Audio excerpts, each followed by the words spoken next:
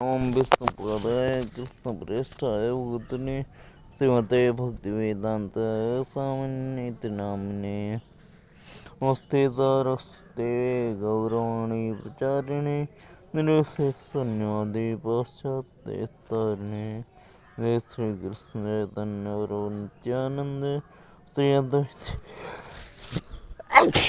गदाधर शिवासादि गौरभक्ति निवृत्त तरसैरुपगीयमान भवो सदा श्रोतमनो विरामात् कौत्तमस्तु गुणानुवादात् पुमान् विरचेत बिना प्रसन्नात्। कृष्ण बुक रीडिंग अध्याय 3। भगवद गीता में भगवान कहते हैं कि उनका प्रकट जन्म तथा कार्यकलाप सभी दिव्य हैं और जो उन्हें ठीक से समझ लेता है वह तुरंत ही वैकुंठ जाने का भागी बन जाता है। भगवान का प्रकट या जन्म किसी सामान्य पुरुष का सा नहीं होता जिसे विगत कर्मों के आधार पर भौतिक शरीर धारण करने के लिए बाध्य होना पड़ता है। भगवान के प्रागट्य की व्याख्या द्वितीय अध्याय में की गई है कि वे स्वेच्छा से प्रकट होते हैं। भगवान के अवतार लेने का समय निकट आ गया तो नक्षत्रगण अत्यंत शुभ हो गए। रोहिणी नक्षत्र भी जो फल ज्योतिष के अनुसार माना जाता है प्रबल था। रोहिणी ब्रह्मा के प्रत्यक्ष संचालन के अंतर्गत माना जाता है। ज्योतिष के अनुसार नक्षत्रों की उपयुक्त स्थिति के अतिरिक्त विभिन्न ग्रहों की भिन्न भिन्न स्थितियों के कारण शुभ तथा सूक्ष्म उपस्थित होते रहते हैं। कृष्ण के जन्म के समय सारे ग्रह स्वयं इस तरह स्थित हो गए कि सब कुछ शुभ बन गया। उस समय पूर्व पश्चिम दक्षिण उत्तर सभी दिशाओं में शांति और संपन्नता का वातावरण था।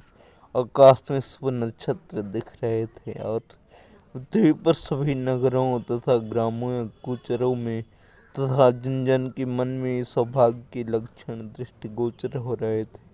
नदियां जल से पूर्ण होकर प्रवाहित हो रही थी और सरोवरों में सुंदर कमल खिले हुए थे।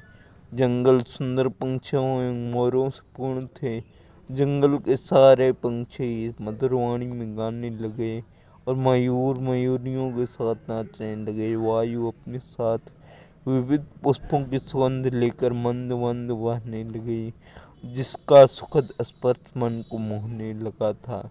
जो ब्राह्मण अग्नि में यज्ञ करने के अभ्यस्त थे उन्हें आहुति के लिए अपने घर अत्यंत सुहावने लगने लगे। आश्री राजाओं के उत्पातों के कारण ब्राह्मणों के घरों में होना आदि यज्ञ लगभग बंद हो चुके थे, किंतु अब उन्हें शांतिपूर्वक यज्ञ आदि करने के अवसर प्राप्त हो रहे थे।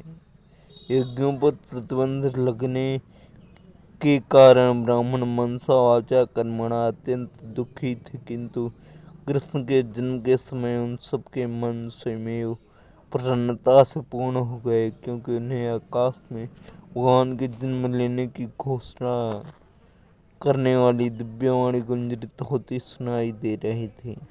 गंधर्व और किन्नर लोक के वासी गाने लगे तथा सिद्ध और चारण लोक के वासी भगवान की सेवा में प्रार्थनाएं करने लगे। स्वर्गलोक में देवता अपनी अपनी पत्नियों तथा विद्याधर अपनी अपनी पत्नियों के साथ नाचने लगे। ऋषि मुनि तथा देवता प्रसन्न होकर फूल बरसाने लगे। समुद्र पर हल्की हल्की तरंगों की ध्वनि सुनाई दे रही थी और समुद्र के ऊपर आकाश में बादल थे जो मोह गर्जना करने लगे थे।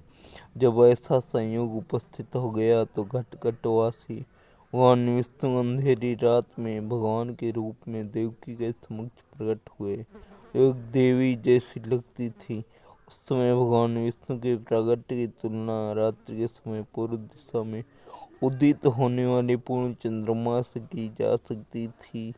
यहाँ यह आपत्ति उठाई जा सकती है कि चूंकि भगवान कृष्ण अष्टमी के दिन उत्पन्न हुए अतः उस दिन पूर्ण चंद्रमा उदय हो ही नहीं सकता।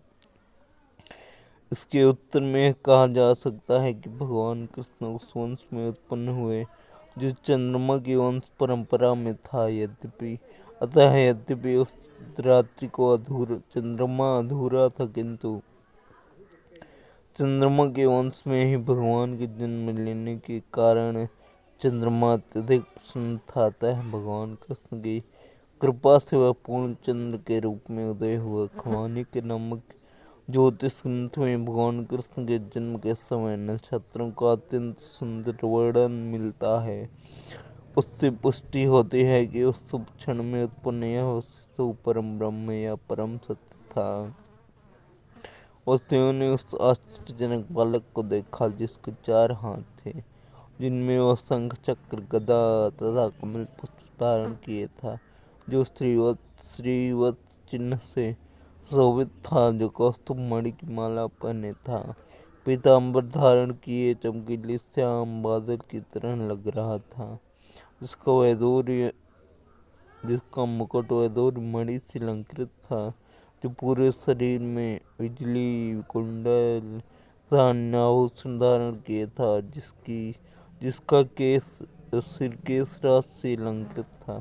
बालक के अद्वितीय रूप के कारण वसुदेव आश्चर्यचकित हो गए। नवजात शिशु इस तरह कैसे आभूषित हो सकता है? अतः वे समझ गए कि